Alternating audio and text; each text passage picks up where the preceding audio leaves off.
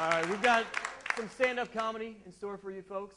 That's kind of where most of our guests tonight have started from, or all of them, and myself included. So right now, please give a warm welcome for our local comic, one of friends of mine, Mr. Bill Squire, everyone. Hey, all right, it's awesome. It's awesome to be the 7th comic on a show. To follow the podcasters is amazing. It makes you really go like, yeah, my career's in fuego. I really wish this show had not been sponsored by Crown Royal, because that would make this a lot more fun for me. Because I love to drink whiskey. I like drinking whiskey because you take on the attributes of wherever the whiskey was made. The Crown Royal is a Canadian whiskey, so when you start drinking it, you get all nice, like a Canadian. Like, oh, come on over to my house, we'll watch some hockey, eh? I'll share my health care with you. It'll be a great time. You drink Irish whiskey, you become like an Irish Catholic. You're like, oh, God bless these poor souls on the road with me, because I am pissed drunk. You drink Jack Daniels, you become like an uneducated Southerner. You're like, let me tell you about these brainiacs that invented the alphabet. We don't need that queer garbage, all right? There's only one letter we need. That's the number 3. I miss you, Dale. Miss you so much. God needed a driver. When I drink beer, though, I like to drink ironically named beer.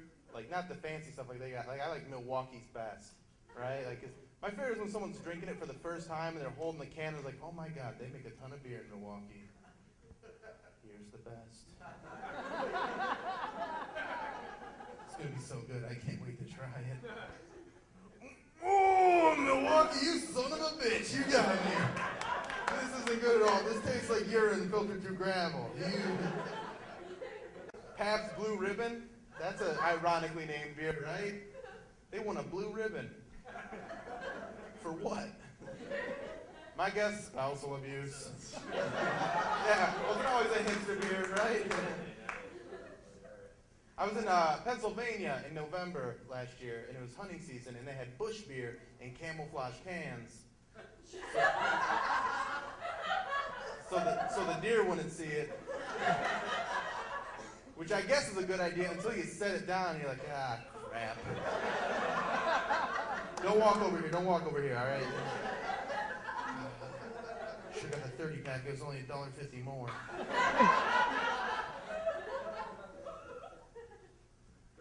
I like to drink. A lot of my friends like to play drinking games. I don't like to.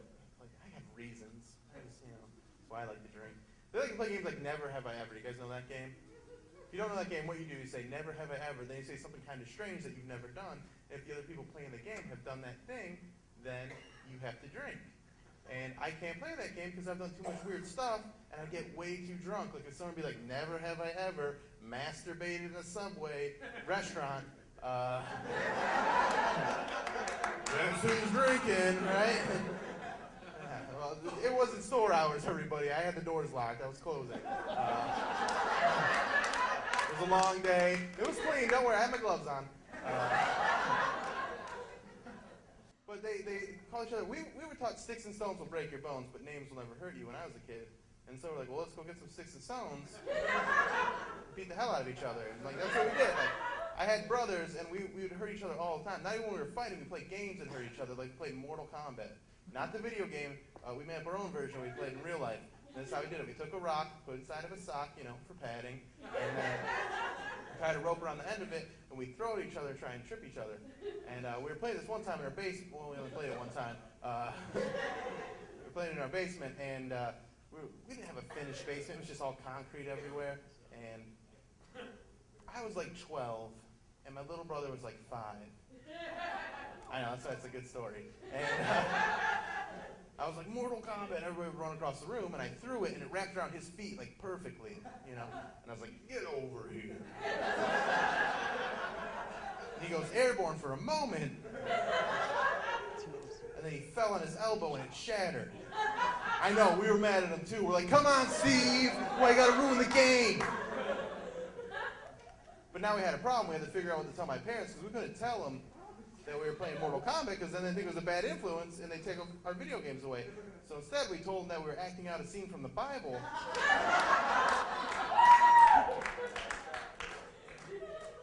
It worked. All right, that's all for me. All right, thank you very much. Bill Squire, everybody.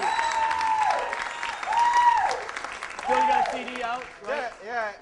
I have a CD. If you want one after the show, just pay whatever you want for it. I don't care. People that are watching this, wherever it ends up being shown, you can buy it online and also pay whatever you want on there. BillSquire.com is got a link. Where are you going to be next, Bill? I don't know. When's your next show? I